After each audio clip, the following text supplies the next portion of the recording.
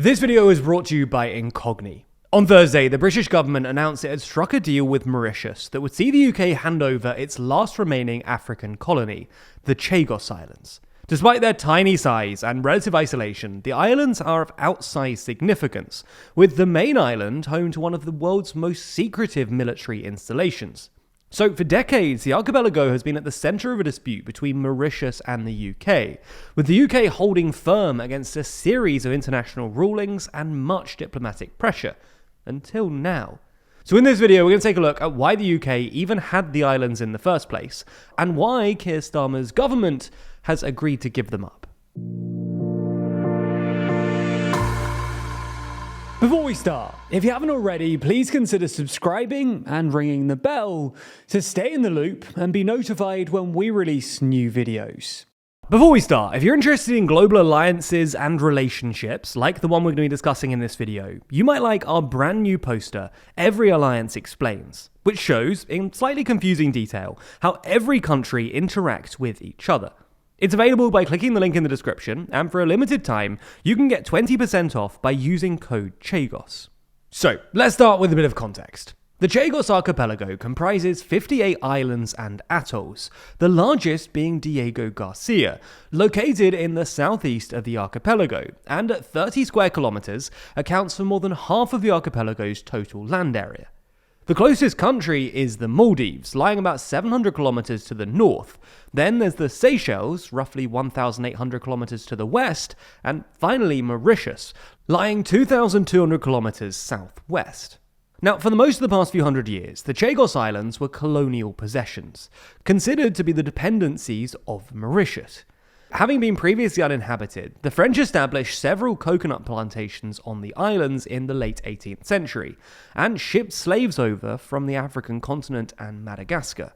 Mauritius and all of its dependencies were ceded to Britain in 1814, and from then until 1965, the Chagos Islands were administered by Britain as a dependency of Mauritius.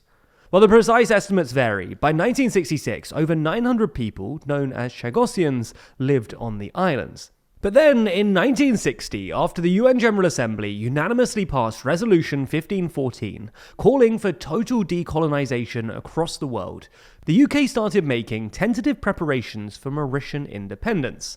But around the same time, in 1964, the US asked the UK if they could turn Diego Garcia into a military base.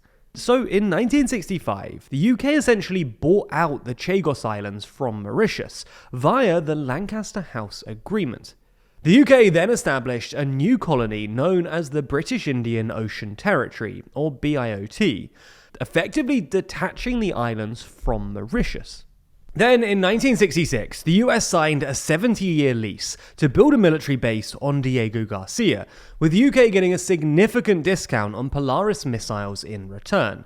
But this deal didn't go down too well with the UN, and the General Assembly passed a number of resolutions criticising the move. But these were essentially ignored by both the UK and pre-independence Mauritius, which duly became independent without the Chagos Islands in 1968. Anyway, after signing the lease, the UK, supported by the US, began deporting Chagosians, and by 1973, all Chagosians had been removed, mostly to Mauritius and the Seychelles. Years later, the UK admitted that its treatment of the Chagosians was shameful and wrong, and paid compensation to some Chagosians via the Mauritian government. Anyway, the US then built a naval base on Diego Garcia, which plays a key role in the US's military global footprint.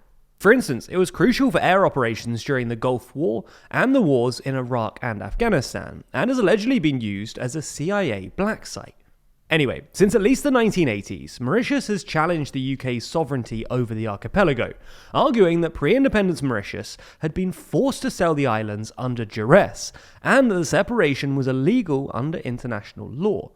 In 2000, the Organisation of African Unity adopted a resolution claiming that the excision of the Chagos Islands was a violation of UN Resolution 1514.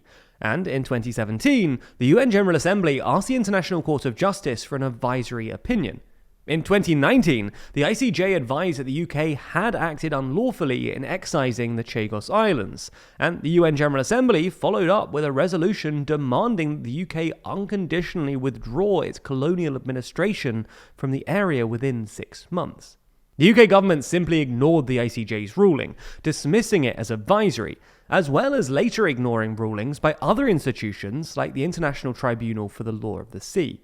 However, in November 2022, then Foreign Secretary James Cleverly opened negotiations with Mauritius to secure an agreement on the basis of international law in order to settle this dispute. This sparked a bit of a fight within the Conservative Party.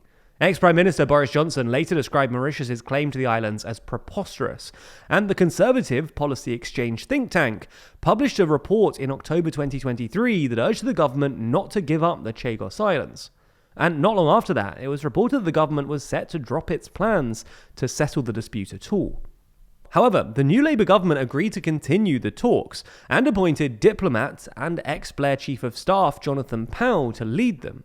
And on October 3rd, a deal was announced. So what's in it?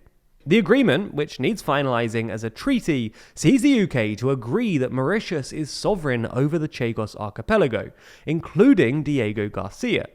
Crucially though, both the UK and Mauritius are committed to, quote, ensure the long-term, secure and effective operation of the existing base on Diego Garcia, with the UK exercising sovereignty over Diego Garcia for an initial period of 99 years, and providing Mauritius an undisclosed annual payment. Additionally, the deal also allows Mauritius to implement a Chagosian resettlement program for the islands, except Diego Garcia, but does not explicitly acknowledge a Chagosian right to return. So why has Labour struck this deal? Well, firstly, it wraps up a long-running battle and brings to an end the UK's awkward position of being at odds with the international legal opinion, while also retaining control of the base on Diego Garcia well into the next century. There's an argument that this issue always needed to be settled eventually, and that for geostrategic purposes, it's better to do so on good terms with Mauritius. Additionally, it relinquishes the UK's responsibility for people seeking asylum by making the dangerous sea journey to the territory, a growing issue that's been the subject of a separate legal battle. So, what has the response been to this deal? Well, the reaction from one of the main stakeholders, the United States, has been positive.